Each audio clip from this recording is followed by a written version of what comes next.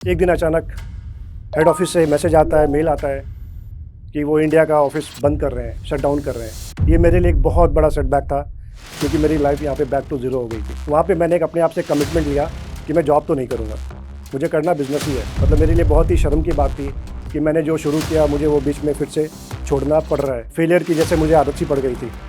पहली मेरी जॉब गई, दूसरी कभी कोई रिश्तेदार आते, वो बोलते इतना पढ़ लिख के घर में बैठा है, ये कर क्या रहा है। अब यहाँ से मैंने कॉकरोच से कुछ सीखा। एंटरप्रेन्योरशिप में, स्टार्टअप में एक वर्ड कॉमन है, कॉकरोच स्टार्टअप्स।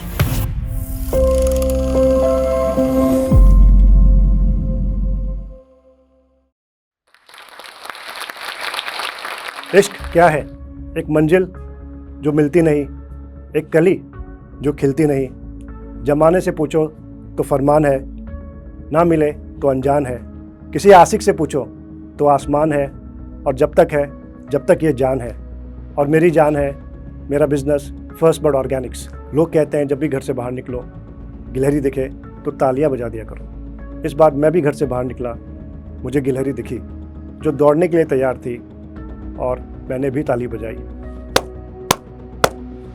और यह गिलहरी और कुछ नहीं, मेरा वो आइडिया था जिसकी वजह से मैं और मेरी माँ एक एंटरप्रेन्योर बने। नमस्ते, मेरा नाम है मित्रेश शर्मा और मैं हूँ फाउंडर फर्स्ट बर्ड ऑर्गेनिक्स का।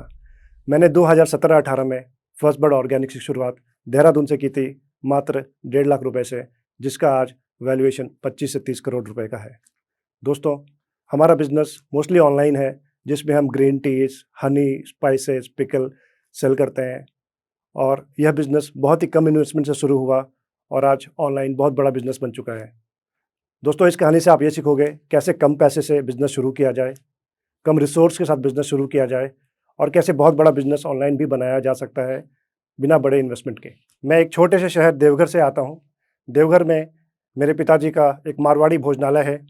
बचपन से हमेशा से एक सपना था कि मैं बाहर जाऊँ, अपना कुछ करूँ, अपना कुछ बनाऊँ, लेकिन ये नहीं पता था मैं ये कैसे करूँ। सभी की तरह मैं भी दिल्ली आया, एमबीए किया।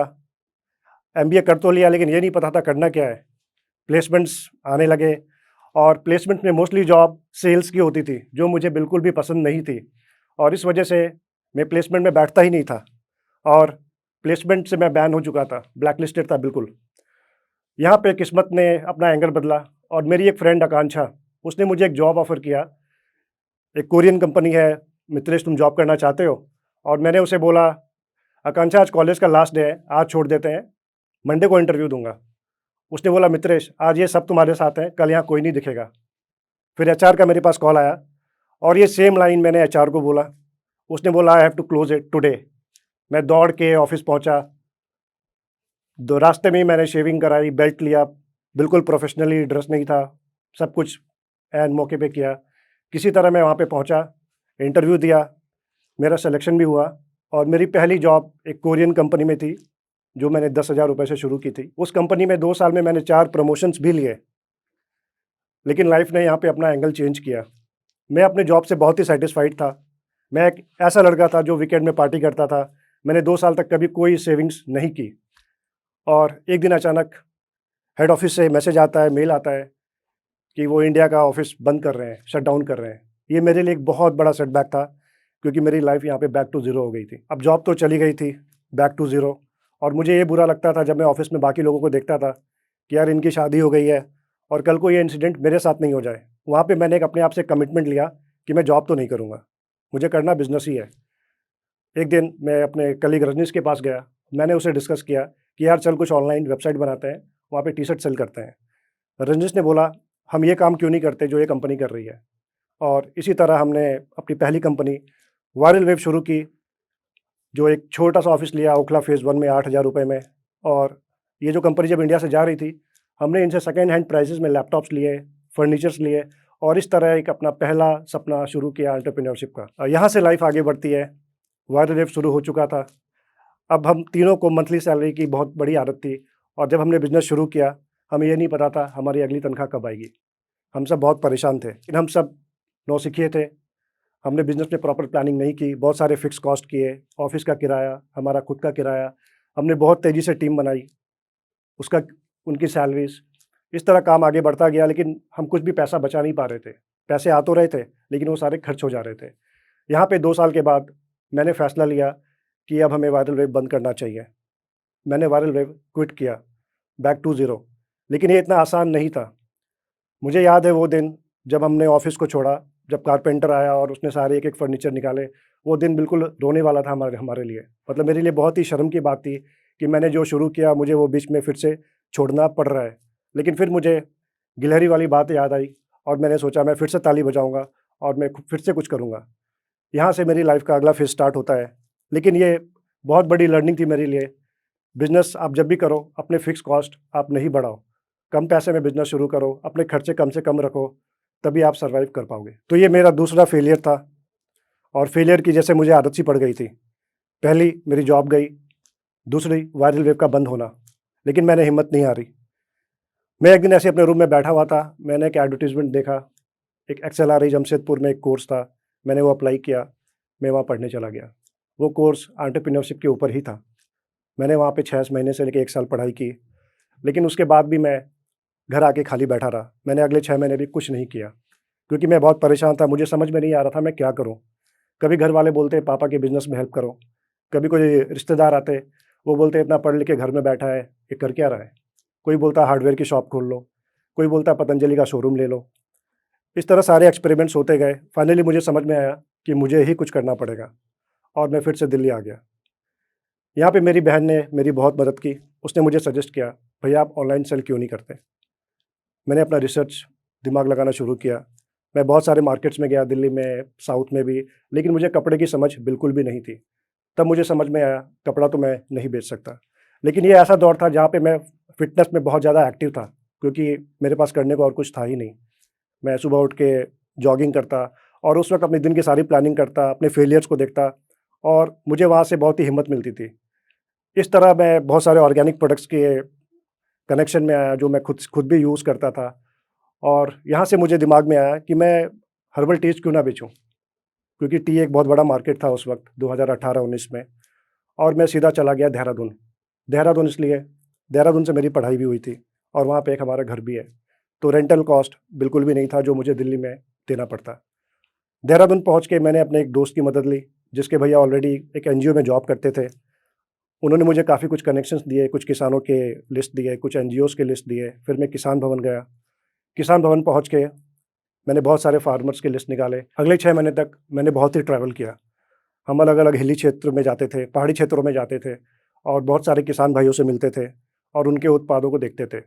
यहाँ पे एक बात समझ में आई कि तुलसी की खेती बहुत ही बड़े लेवल पे हो रही है, लेकिन वो इतनी बिक नहीं रही और क्वालिटी बहुत ज़्यादा सुपीरियर है। और जब हम जाते थे, हम सुबह स्कूटी से निकलते थे, हमें 2-3 दिन हो जाते थे, हमें ये नहीं पता होता था हम वापस कब आएँगे। लेकिन इतना श्योर था कि इस बार कुछ करना है और यहाँ से लाइफ़ ने अपना एंगल चेंज किया और हम लोगों ने डिसाइड किया कि हम तुलसी ग्रीन टी लेके आएँगे और वो हमारा पहला प्रोडक्ट होगा। तुलसी ग्रीन टी जब हम लेके आने वाले थे, अब हमें ये नहीं पता था हम इसको पैक कैसे करेंगे, क्योंकि हमें बिल्कुल भी आइडिया नहीं था पैकेजिंग कैसे होती है। यहाँ पे हम लोगों ने मदद ली अपने कुछ फैमिली कनेक्शंस की और हमने एक छोटा-सा सर्वे किया। हमने लोगों से पूछा, आप टीज़ क्यों पीना चाहते हो, हर्बल टीज़? तो हमें 3 कारण मिले थे, वेट लॉस, इम्यूनिटी और रिफ्रेशमेंट। इसके अकॉर्डिंग हमने अपने 3 टीज़ लॉन्च की। रिफ्रेशमेंट के लिए पेपरमिंट टी, वेट लॉस के लिए स्लिम टी, इम्यूनिटी के लिए तुलसी ग्रीन टी। ये 3 मेरे पहले प्रोडक्ट थे। हम लोग 100-100 डिब्बे लेके आए। पैकेजिंग हमने थर्ड पार्टी कराई, क्योंकि हमें ये नहीं पता था पैकेजिंग कैसे होगी और हम अपना खर्चा बढ़ाना नहीं चाहते थे। हमारे पास पैसे बिल्कुल भी नहीं थे। मैंने मुश्किल से लाख, 1.5 लाख रुपए जोड़े थे। अपने भाई से 50,000 रुपए लिए। मेरे एक फ्रेंड ने मुझे 50,000 दिया और कुछ मेरी खुद की सेविंग्स थी थोड़ी बहुत। इस तरह 1.5 लाख रुपए जमा करके हमने एक छोटी-सी कंपनी बनाई और 100-100 डब्बे तीनों प्रोडक्ट्स के हम लोग घर लेके आए एक छोटे से कमरे में। और हमें ये भी नहीं पता था ये कब बिकेंगे। जब मुझे याद है, जब हमारा पहला ऑर्डर आया 10 से 15 दिन के बाद, तो मुझे बहुत ही खुशी हुई। मुझे खुशी इस बात की थी कि मेरा वो डब्बा किसी के किचन में जा रहा है और वहाँ पे फर्स्ट बर्ड लिखा होगा। वो सुन के मुझे बहुत अच्छा लग रहा था कि मेरा ब्रांड किसी के घर में जा रहा है, किसी के किचन में जा रहा है। लेकिन ये इतना आसान नहीं था। मैं और गौरव रात के 12-12 बजे तक डब्बे पैक करते थे, खुद से खाना बनाते थे और हमारी लाइफ़ ऐसे अगले 6 महीने तक चलती रही। जब घर वाले पूछते थे दिन के कितने 100 डब्बे बिके, तो मुझे रोना भी आता था मैं सोचता था महीने के 100 डब्बे नहीं बिक रहे हैं, यहाँ दिन के 100 डब्बे कहाँ से बिकेंगे। अगले 6 महीने तक हमारी सेल्स ऑलमोस्ट निल थी और खर्चे निकालने बहुत ही मुश्किल थे। घर वालों से ही पैसे लेके खर्चे निकालने पड़ रहे थे। लेकिन किस्मत ने यहाँ पे चेंज किया एंगल फिर से, और अगले 6 महीने में हमने 26 लाख रुपए का रेवेन्यू किया। यहाँ से तब मुझे विश्वास हुआ कि अब मुझे फर्स्ट बर्ड लेके आगे जाना है। अगले साल हमने कुछ नए प्रोडक्ट्स लॉन्च किए, जिसमें पहाड़ी हनी था, लाकाडोंग टर्मरिक था, और ये ऐसे प्रोडक्ट थे जो हम किसान भाइयों से सीधा ले रहे थे बिना किसी मिडिल मैन के, और एक अच्छी क्वालिटी दे रहे थे कस्टमर्स को। और यहाँ से मेरी सेल अगले साल 46 लाख हो गई, जिससे मुझे कॉन्फिडेंस आ गया कि ये मुझे ब्रांड को बहुत बड़ा बनाना है। फिर आता है कोरोना का टाइम, 2020-21 फेज़ 1। अच्छा खासा बिजनेस जा रहा था, काफ़ी लोगों के बिजनेसेस बंद हुए, लोग घर में बैठे हुए थे।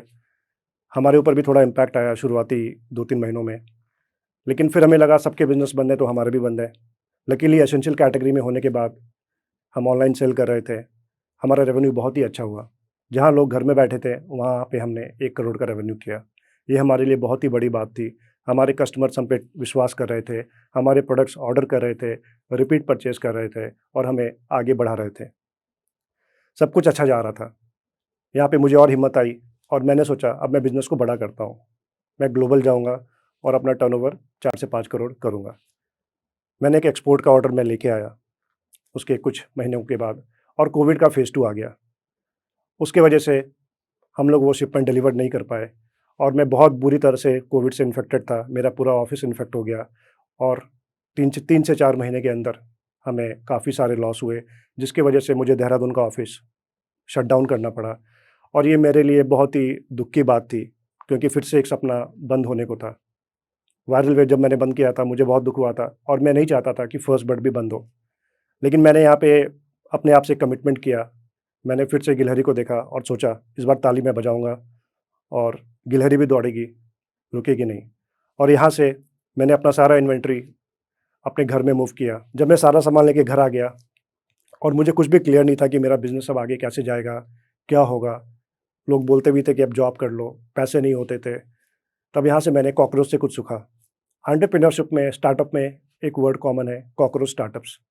और ये स्ट्रैटेजी मैंने अपनाई, अपने सारे खर्चे कम किए, अपने ऑफ़िस के सारे एक्सपेंसेस कम किए, नए प्रोडक्ट्स लॉन्चेस करना बंद किए, मार्केटिंग में एड स्पेंड कम किया, सिर्फ़ इसलिए कि हम लोग सर्वाइव कर पाएँ और कल के लिए कुछ प्लान कर पाएँ और आगे जाके अच्छा रेवेन्यू कर पाएँ, क्योंकि उस वक़्त पैसे नहीं होते थे और हमारे लिए बहुत इंपॉर्टेंट था कि हम फालतू का खर्च ना करें और प्योरली सर्वाइव करें। और यहाँ पे लाइफ़ ने एक एंगल चेंज किया और शार्क टैंक इंडिया एक शो है, वो टीवी पे आया।